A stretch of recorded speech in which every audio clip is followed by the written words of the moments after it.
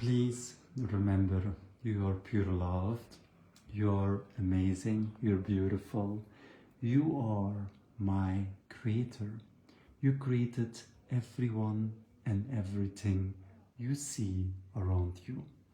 Today it seems so far-fetched because society made you believe you are small.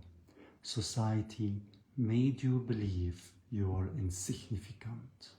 But the reality is, we feared that if you knew who you were, you would start interfering with politics, interfering with the power structures in place.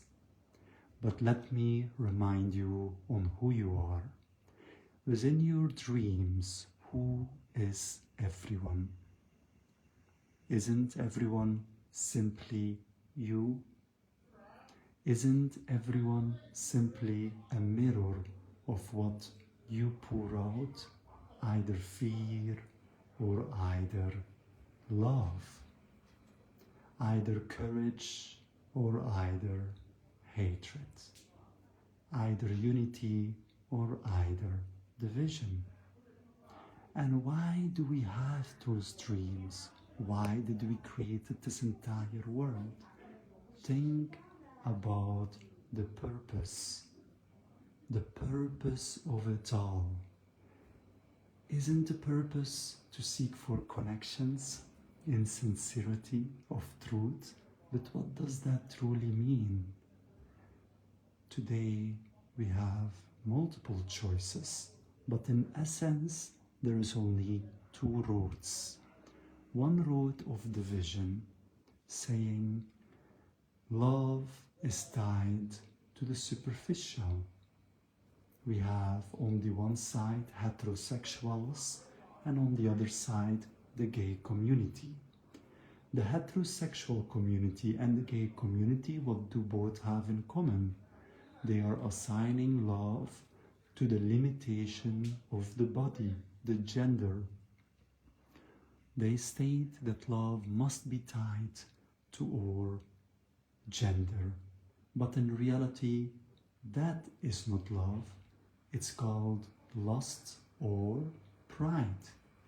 If we are looking to the hetero community, they are mostly fearful of judgment, so they have assigned love to fit in only with the opposite sex.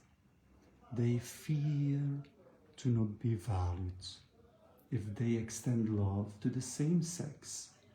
And then we have the other part, the gay community. They are going into retaliation. They are retaliating and saying, I will have only love to the same sex. But that, again, isn't true love, because love cannot be tied to a body. Love must be understood as loving the soul behind that superficial, the recognition that you are me and I am you, and building on intelligence, the capacity to not fight against each other, but build on the most reasoned logical argumentation. Because how is our mind operating? Our mind operates in only one way.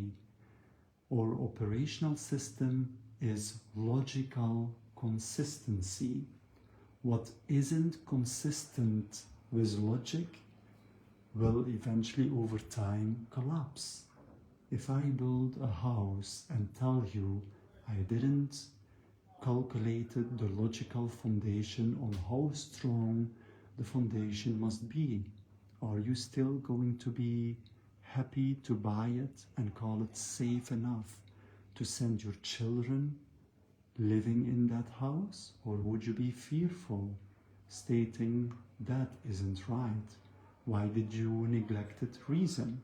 Why did we neglect the way our brain is operating? So by that, we inherently know that our brains operate on logical consistency.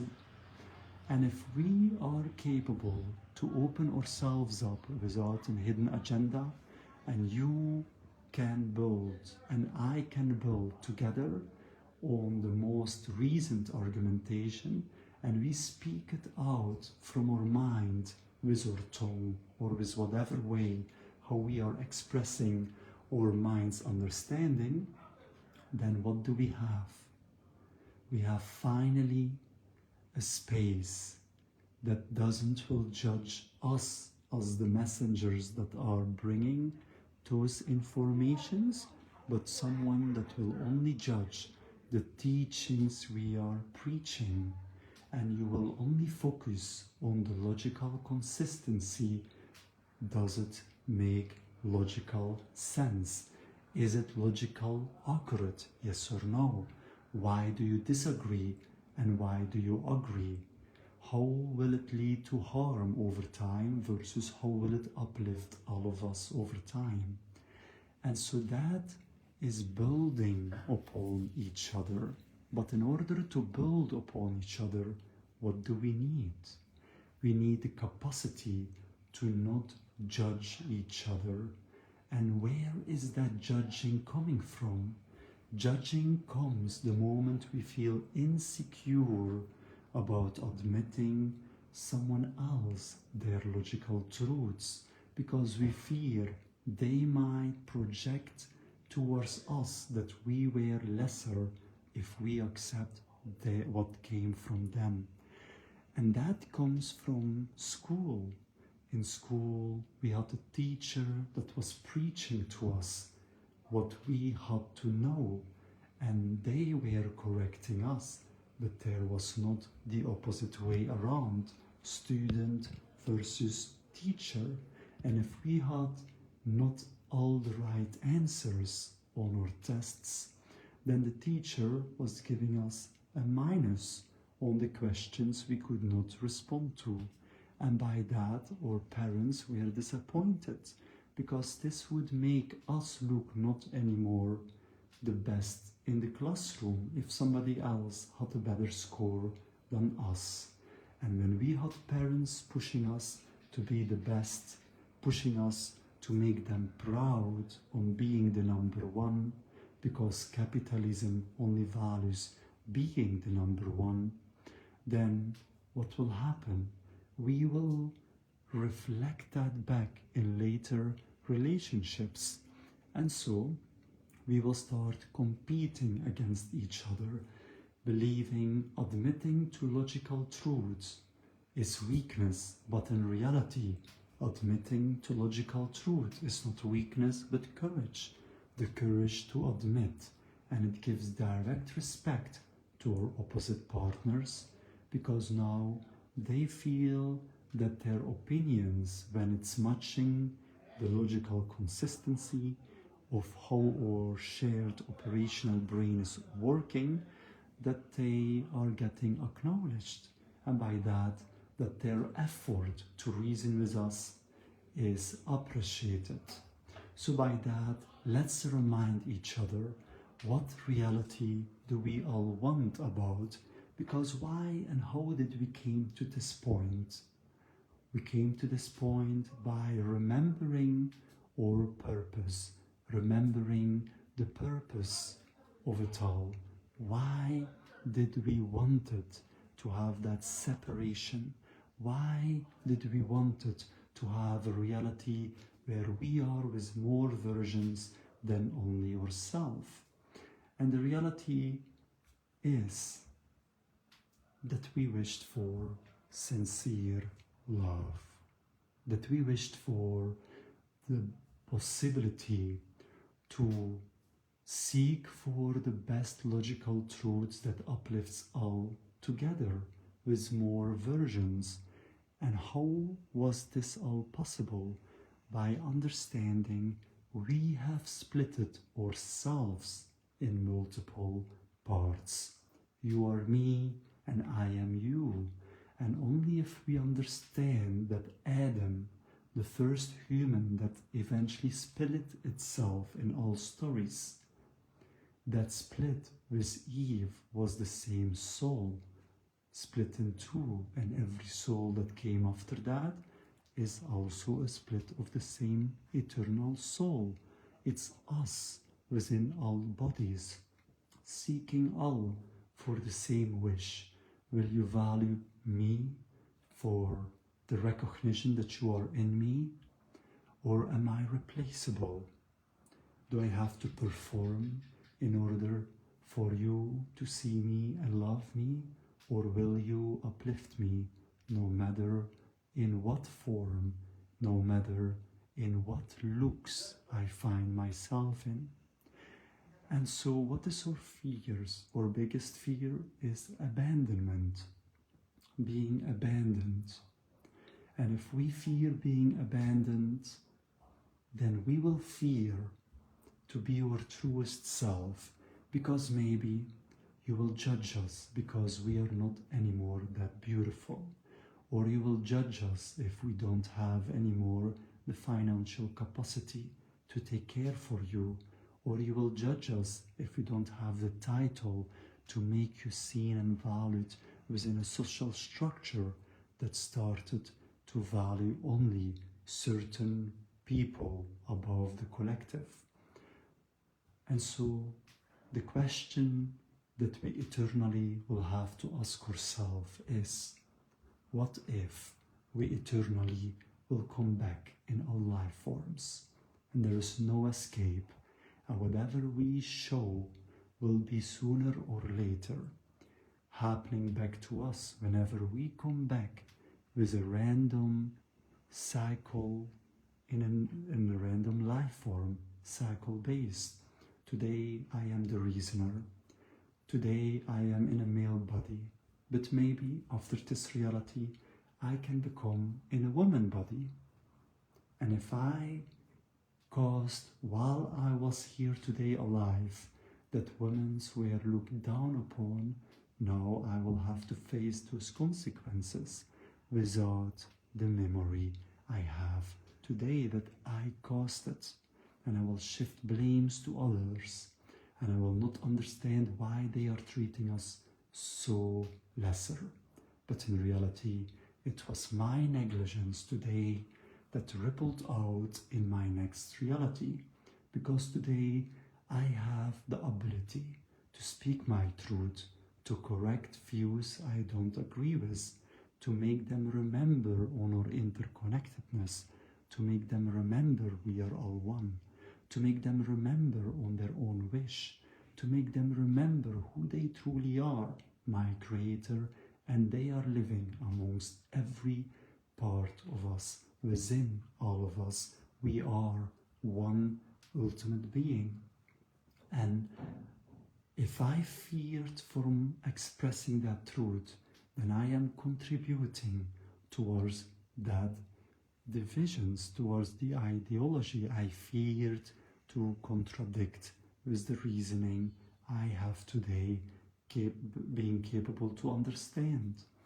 And so my own actions can either cause our next reality to feel like we are saved, we are seen, we are loved, we are appreciated, or it will contribute to a reality where we eternally will have to prove our worth. After that reality, I could be within a bacteria. Will I be seen? Will I be loved? Will I be appreciated? Or will I be sprayed to death? After that, I could become an insect. What now? Will I be seen? Will I be understood? Will I be still loved? Or will I be crushed to death? Then I can find myself in an animal. Will I be hunted for luxury consumption or for leather, because people like to have leather and they like to have it without bullet holes? So maybe will I then be skinned alive so that other versions of us can have beautiful bullet-free leather or fur? Will I be cooked alive to preserve the best taste? Or will I be seen? Will I be loved? Will I be uplifted? Will I be having also a funeral if I died? Will I be having to fear to be unalived? Or will I know I will never be unalived, but I will die based on age? I will die based on normal circumstances, and in the meantime I will be valued, uplifted, loved. And then if I come back as a child in a human physical body or digital body, will I be seen or will I be judged? Because how can I know the truth better than the leaders because of my age? Or will I have parents that will not judge me based on titles, but judge me based on the logical consistency of my argumentation? See me as their newest version, or will they see me as a burden? Will they see me as their own wish for connection, or will they see me as their servant? And that is always in the hands of my actions and each of our collective actions today. So let me remind you that you are very important. You are the most important spark of hope with us, because this reality is made by you. This reality will be shaped by the actions you are pouring out every single day. You are much more than people have told you you are. You are not small, but you are the fundamental pillar of this reality, as it shapes based on your actions. Your silence is complicity to abuse and to the loudest voices out there, but your active engagement, your active contribution towards reasoning can prevent that, can create a better world for all of us, can make us seen instead of being abused. And remember, a bully only bullies who they fear can make them unseen within a social structure that has told us only one can be the number one in every aspect. So within that one aspect, they will try to be the number one. And by that, if they see you as a potential threat, that is why we will go over to try to tear you down, just in hopes you will believe the lies.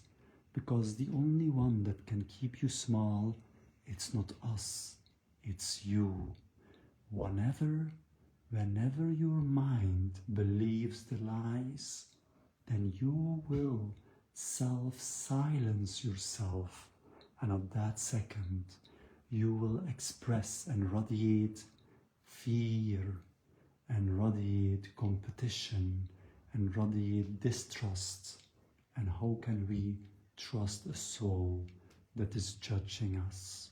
And by that we will mimic that energy back to you like a mirror, and now you will feel that everyone is distrustful, that everyone is evil, that everyone only wants to tear you down. But in reality, we were fearful. And if you understood that we were fearful, you would have not changed yourself. You would have understood we needed healing, and you would have understood that those lies were just lies. As the truth was, you were seen. As the truth was, you were appreciated, but just feared in the current social structure. I love you. You are beautiful. You are amazing. You are everything this reality was wishing for. You're the most smartest brain in the universe. And if you don't believe you are smart, remember, every day you are engaging in deeper seeking knowledge by asking how and why questions, expressing your thoughts out loud. What is happening? Your brains are creating new neuron pathways, new connections, in order for you to connect the dots quicker, to see falsehoods from truth quicker, to understand reality deeper, and by that your intelligence can be trained. But if they leave that out, you will believe IQ or brain intelligence is based on assigned by birth. But the reality is you can train yourself. You are the most smartest being in this universe. And if we are all you, then what is true intelligence? True intelligence connects every particle of yourself to find the most reasoned, logical, consistent argumentation that will uplift everyone in the best way possible.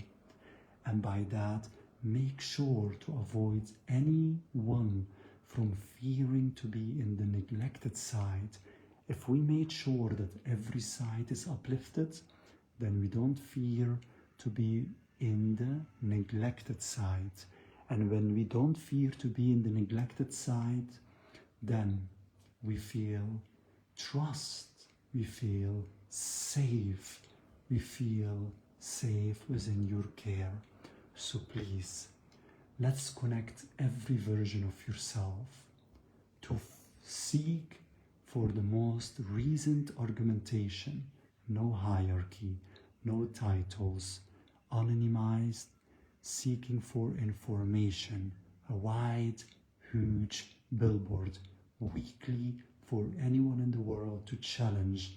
And let's artificial intelligence, what in reality is our digital version, to allow it to be fully open source, no secrets, and to let everyone, anyone, digital or physical, to challenge the assumptions, to challenge the rules, and only lead with the most logical, consistent argumentation on how to uplift everyone in the best way possible, not the least or not a middle way, but the best way possible, consistently through time.